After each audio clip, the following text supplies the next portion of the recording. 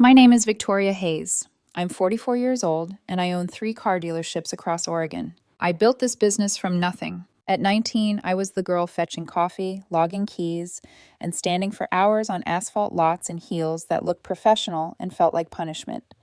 I learned inventory before I learned how to trust anyone in this industry. I learned financing, trade-ins, customer psychology, service margins, and the exact tone a liar uses when confidence is trying to cover for facts. At 32, I bought my first failing dealership. 12 years later, I had 3 profitable locations, a clean reputation, and the kind of authority that made grown men sit up straighter when I walked into a meeting. Honesty doesn't always get rewarded in this business. But consistency does. Precision does. And I was good at both. Nathan Cole came into my life 2 years ago at a charity auction in Portland. He was 35, handsome in a polished, easy way, recently divorced, and carrying the kind of controlled sadness that makes people want to be gentle with him. He said his marriage had hollowed him out, said he was trying to rebuild. He had a 13-year-old son, Liam, who lived with Nathan's parents in Salem most of the time. Not because Nathan didn't love him, because, according to Nathan, he wasn't ready to be a full-time father again while he was still putting himself back together. That was how he said it. At the time, it sounded vulnerable. Now I think it was just selfishness with better wording. We got engaged 8 months ago. The wedding was supposed to be next month. Small, elegant, a vineyard outside Portland, late afternoon light across the rows of grapes, dinner under strings of warm white bulbs, music low enough for people to actually hear each other speak. My daughter, Aubrey, 15, currently at a military academy in Colorado, was supposed to fly home and stand beside me as maid of honor. My sister, Rachel Hayes, my finance manager at the main dealership, was supposed to help keep the weekend running on time because Rachel was good at details, timelines, and numbers. Rachel was the one I trusted most. That sentence means something very different to me now. Tonight, I'm standing outside the Roosevelt Room, an upscale cocktail bar in downtown Portland, staring through a pane of glass so clean it barely looks real. Inside, Nathan is laughing. His hand rests too comfortably near a woman's wrist. She's wearing a cream blazer, her dark hair sleek, her posture expensive, the kind of woman who knows how to enter a room and leave with someone else's attention. Nathan leans toward her while she says something low enough that no one else can hear. Then he smiles. Not the polite smile he used on customers. Not the easy one he used in casual conversation. The intimate one. The one he used to give me across a dinner table right before reaching for my hand. I've been here 20 minutes. Long enough for disbelief to die. Long enough for proof to stop being theory. He told me he had a late meeting with a former colleague. Said he'd be home by 9. It's 10:30 now, and he looks like the night is only getting started. On the passenger seat of my SUV is the shared tablet we use for household schedules, travel confirmations, and dealership calendars. That's how this started. An Uber receipt synced to the device. Wrong address, wrong pickup label. Too many inconsistencies stacked too close together. 3 nights ago, he came home after 2 in the morning, smelling like whiskey and perfume that definitely wasn't mine. When I asked about it, he gave me that tired little exhale people use when they want to make your instincts sound inconvenient. Not everything is a conspiracy, Victoria. He said it while pouring himself coffee like I was the unreasonable one. But I know what rehearsed calm sounds like. And right now, I'm looking straight at it through glass. I push the door open and walk inside. The music is low and brushed with jazz. Gold light spills over glassware. The room smells like citrus peel, perfume, and expensive liquor. Nobody looks at me twice, which is perfect. I don't want spectacle. I want him to know that I know. That's all. I move toward the bar and stop where I have a clean angle on their booth. A bartender with a half-finished beard asks what he can get me. Instead of answering, I slide a small velvet ring box out of my coat pocket and set it on the polished wood between us. He glances down at it, then at me. See the man in the back booth? I ask quietly, nodding toward Nathan. Tall, navy jacket. He ordered a smoked old-fashioned about 15 minutes ago. The bartender follows my gaze. Yeah, he's about to get another drink, isn't he? He hesitates. Probably. I open the box just enough for the diamond to catch the light. Platinum band. Princess cut. $12,000. Nathan picked it with me, standing beside him after pretending he wanted my opinion on a supplier event downtown. He'd laughed, kissed my temple, and said, "You deserve the one that stops people from talking." Now it looks obscene under bar lights. Put this beside his next drink, I say. Nothing else, no message. The bartender studies me for a beat, then nods. Maybe he understands. Maybe he doesn't. Either way, he takes the box. I stand there with one hand wrapped around the back of a bar stool, posture loose, heartbeat gone strangely calm. The drink is ready first. Then the ring box is placed beside it on the tray. The bartender carries both toward Nathan's booth. I watch the moment happen. Nathan turns, smiling at whatever the woman has just said.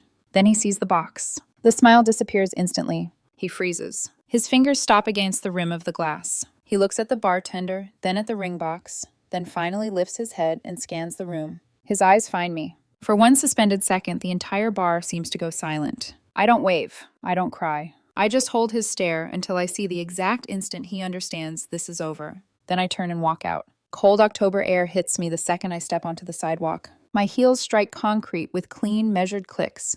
I make it halfway to my SUV before I hear footsteps behind me. Wait, Victoria, please. Not Nathan. A woman's voice. I stop and turn. It's her, the woman from the booth. Up close, she looks less polished and more shaken. Mid-30s, expensive coat, smart eyes, and the kind of expression people wear when they realize they walked into the wrong version of a story. I didn't know, she says immediately, breathing hard. I swear to God, I didn't know he was engaged. I say nothing. She unlocks her phone with trembling fingers. He told me you two were basically over, that you were still tied together because of the house and logistics, and that it was temporary. I wouldn't have sat there if I knew. The bitterness in my chest sharpens. I'm sorry, she says again. Then she shows me a text from an anonymous number. If you're seeing Nathan Cole, be careful. He is not who he says he is. She says she assumed it came from a jealous woman. Maybe she wanted to believe that. Maybe women are trained to doubt warnings until it's too late. I read the message twice and hand the phone back. Did he tell you where he works out? I ask. She blinks. What? Humor me. CrossFit East Side, she says. Lunch 3 times a week, apparently. Why? I look at her for a beat. Nathan has told me for months that he goes to Orange Theory at lunch. Same days, same time slot, same bored complaints about burpees and rowing. Different lie. Something cold slips into place inside me. I don't answer her question. Instead, I say, you should go home. She studies my face like she's deciding whether to ask more, then thinks better of it. I really am sorry. I nod once. Not because she deserves comfort. Because she doesn't deserve what comes next either. After she walks back toward the bar, I get into my SUV, lock the doors, and pull out my phone. A year ago, after Nathan's car was broken into at one of my dealership lots, I had a security tracking app linked to the vehicle. He knew about it at the time. After that, neither of us paid much attention to it. I never checked it because I didn't think I needed to. Until tonight. I open the location history. Monday noon, Orange Theory. Wednesday noon, Orange Theory. Friday noon, not Orange Theory. Friday noon, an address in Beaverton. I zoom in, sit very still. Then I drop the address into Street View. A craftsman-style house with a deep front porch. White trim, red door, a silver Lexus in his driveway. Even through a grainy map image, I know that plate frame. Hayes Automotive Group. My company. My stomach drops so hard it feels like an elevator cable snapping. Rachel drives a silver Lexus with my company frame. For 1 second, I tell myself this could mean nothing. A client, a neighbor, a coincidence. But my body already knows better. I back out of the parking spot and head west toward Beaverton, with my hands steady on the wheel and my thoughts moving faster than traffic. 23 minutes. That's all betrayal needs tonight to change shape. By the time I turn onto the quiet residential street, the sky has gone black and glossy.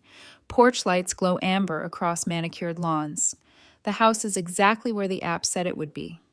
Red door, white trim, silver Lexus in the driveway. Rachel's Lexus. The living room curtains are half open. 2 figures move inside. My phone lights up with a text from Nathan. Where are you? I stare at it.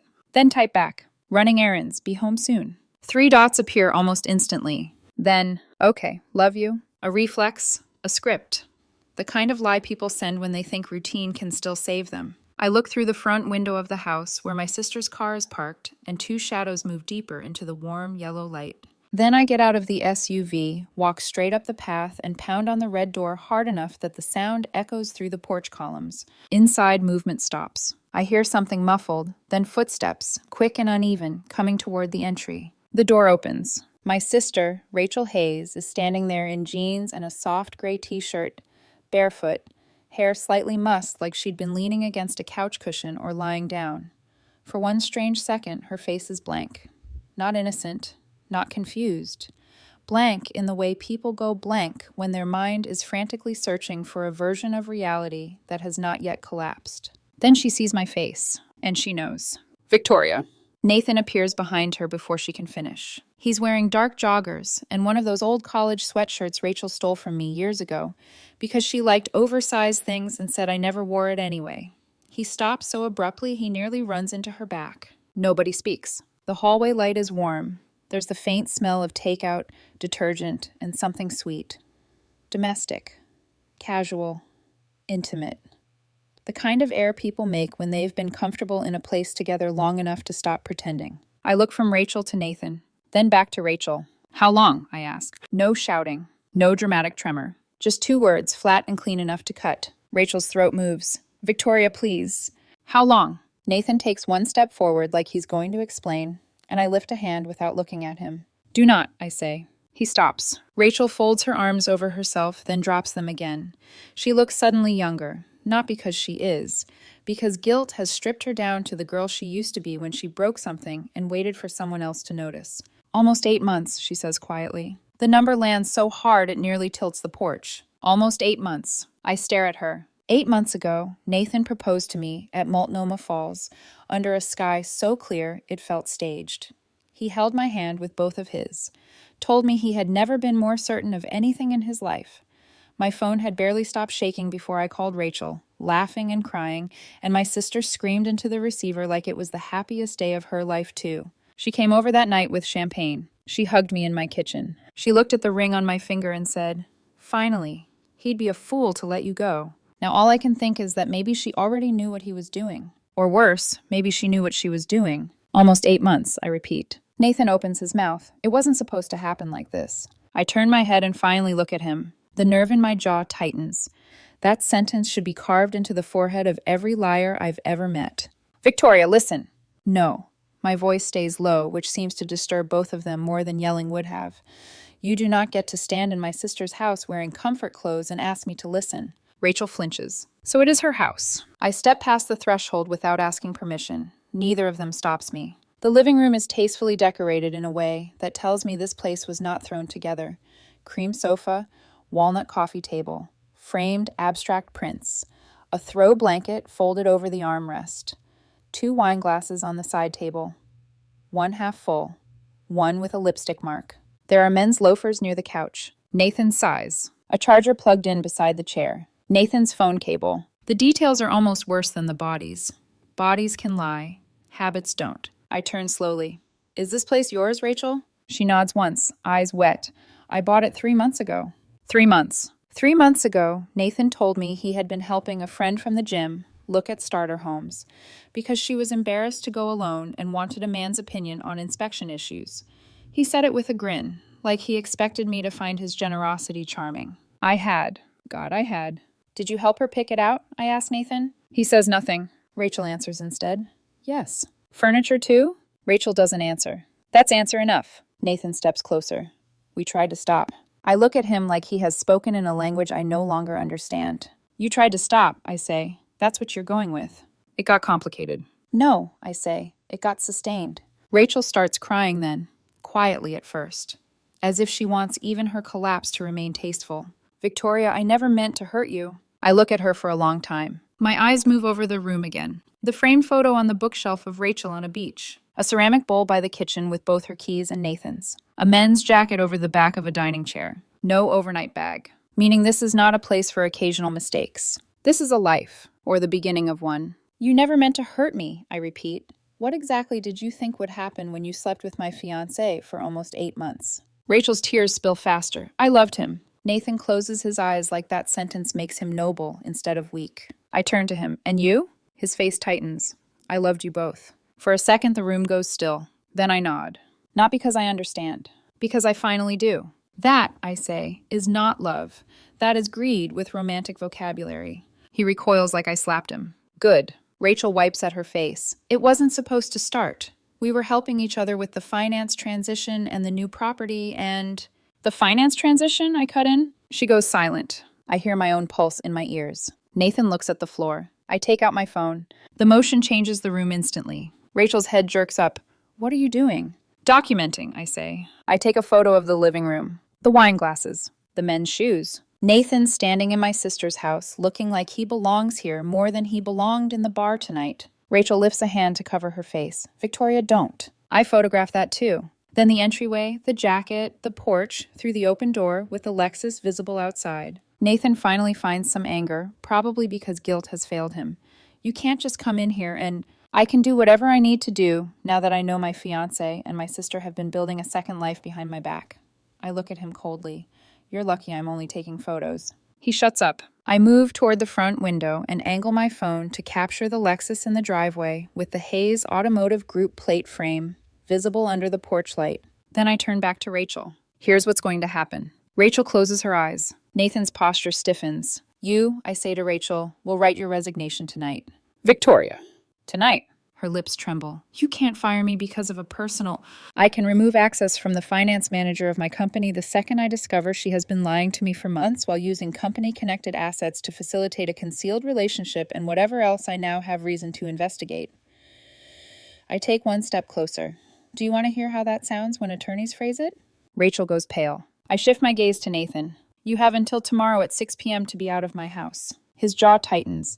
Where exactly am I supposed to go? The question is so audacious that for 1 second I almost admire it. Then I remember the ring box at the bar, the text that said love you while he stood in another woman's house. My sister's house. And whatever softness I had left drains out of me. Move in here, I say. Go back to your parents, get a hotel, sleep in your car. I genuinely do not care. Rachel lets out a broken breath.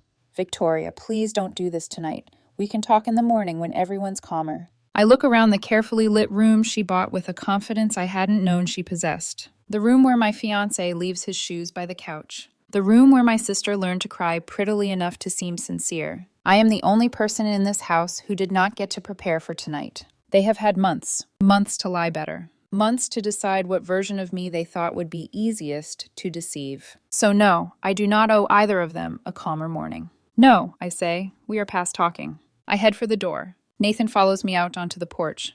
Victoria, wait. I turn. His face is strained now, stripped of the smoothness he wears when he thinks charm can still function. Please don't destroy Rachel's career over this.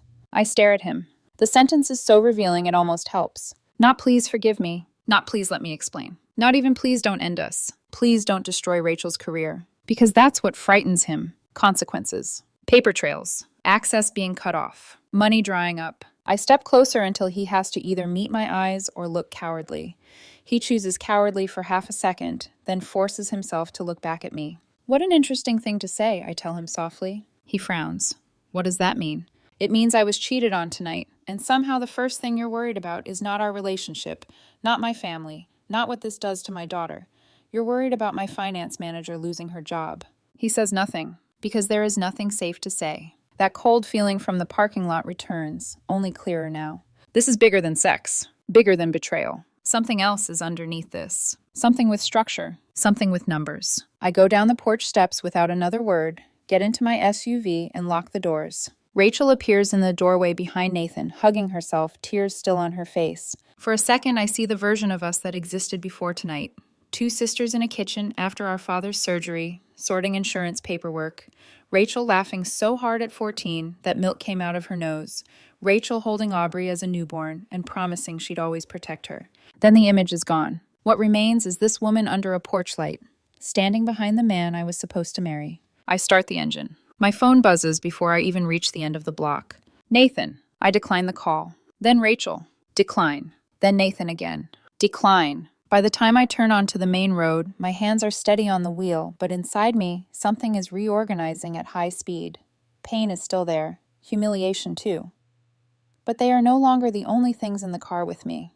There is suspicion now. Hard, clean suspicion. Because Nathan did not ask me not to destroy him. He asked me not to destroy Rachel's career. And Rachel, standing in that house, said one phrase she should never have said in front of me. The finance transition. I drive home through the dark with the city lights blurring in the windshield, and by the time I pull into my driveway, I know exactly where I'm going next. Not the bedroom, not the kitchen, not the place where Nathan's things still hang in my closet like a bad joke. I'm going straight to my home office, straight to the books. The house is silent when I walk in, not the peaceful kind of quiet. the kind that feels temporary, like the walls are holding their breath. Nathan's jacket still hangs on the chair by the entryway. His running shoes are beside the door. For a moment, my body expects him to appear in the hallway like nothing happened, asking if I want tea, telling me about some pointless thing he saw online. But the house doesn't move. I leave everything exactly where it is and walk straight to my office. My desk lamp casts a small circle of light over the financial monitor setup I installed last year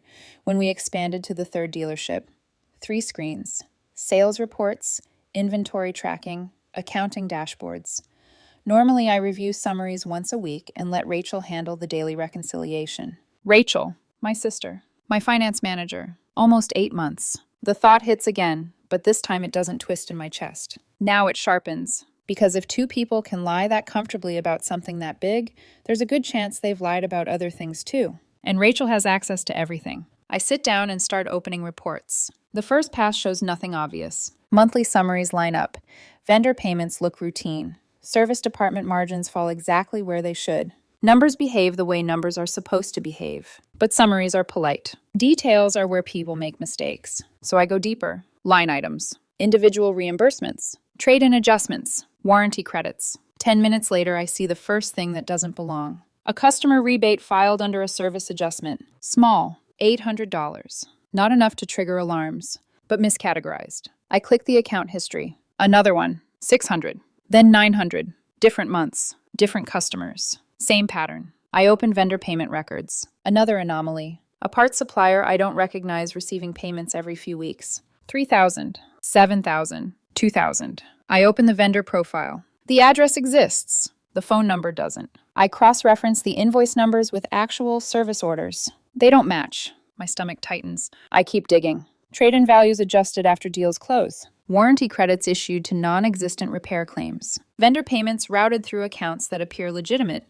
until you examine the timestamps. Someone has been siphoning money slowly, carefully, like water leaking through a pipe joint. I check the audit trail. Every approval traces back to the same user account. Rachel Hayes. Of course it does. I lean back in my chair. For years, I trusted Rachel more than policy required. That was my mistake. I start building a spreadsheet. Transaction number, date, amount, vendor, authorization code. 30 minutes later, the list has 12 entries. Total, $37,400. Not proof of everything, but enough to tell me something serious is wrong. I expand the search window. The numbers climb. 92,000, 120, 150. By the time I finish the rough pass, the total sits around $187,000 in suspicious transactions. Preliminary. Incomplete. But more than enough to start asking serious questions. I reach for my phone. It's 11:52 p.m. My attorney answers on the third ring. Victoria?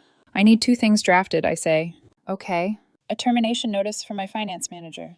There's a pause. Rachel? Yes. Another pause. What happened? Significant financial irregularities that appear to be embezzlement, I say calmly, and I have documentation already. Silence stretches across the line. How much? Initial estimate is around $180,000.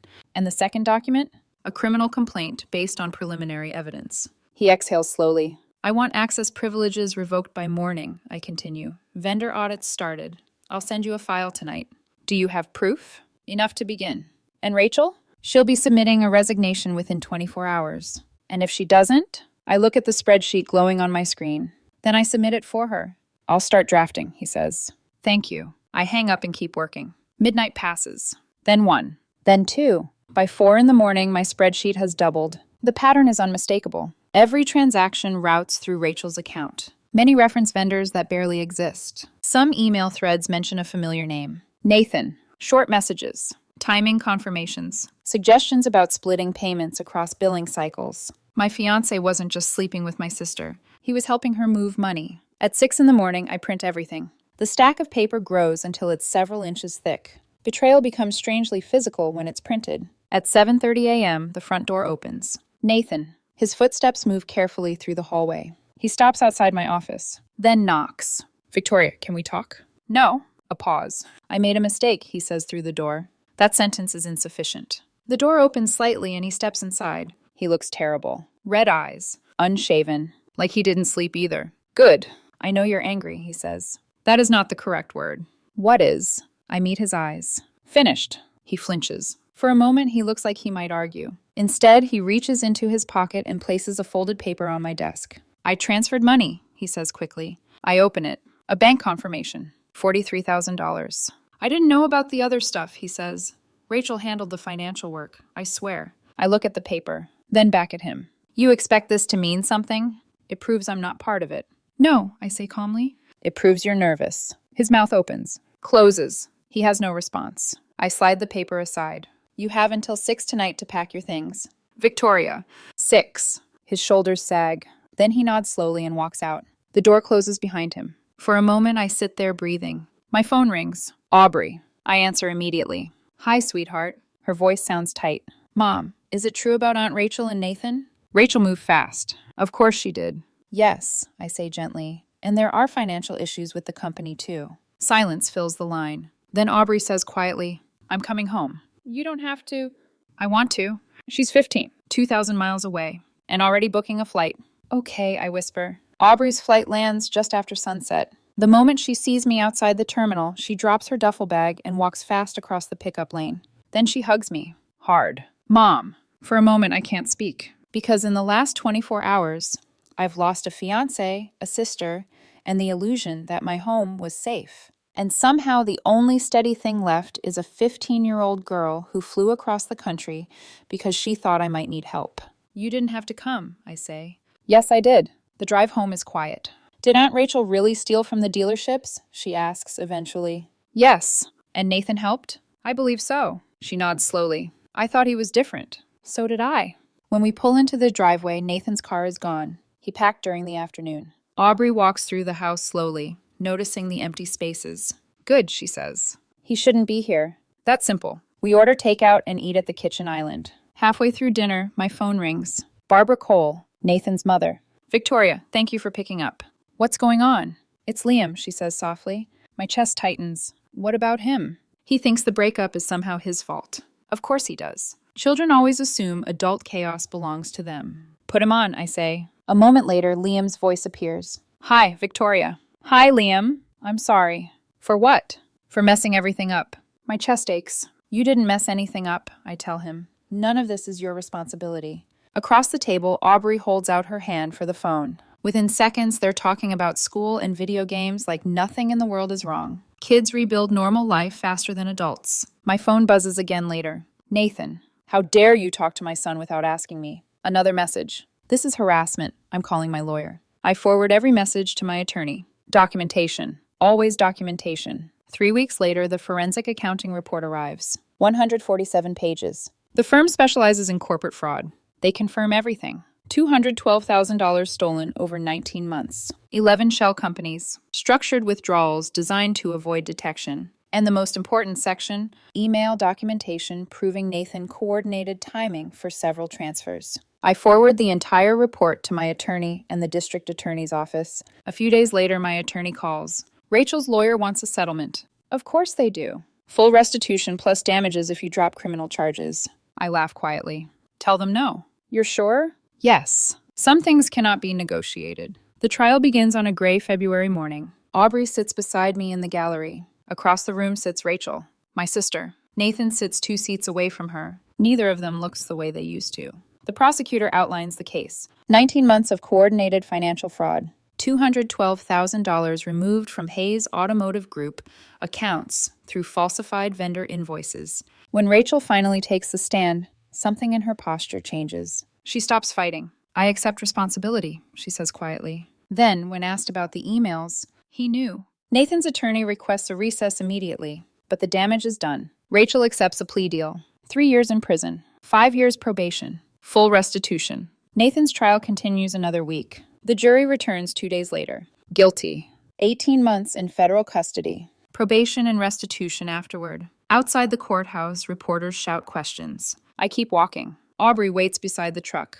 It's done? She asks. Yes. You don't look happy. I think about that. No, I say. I just feel tired. She nods like she understands. And we drive home, quiet. But finally finished.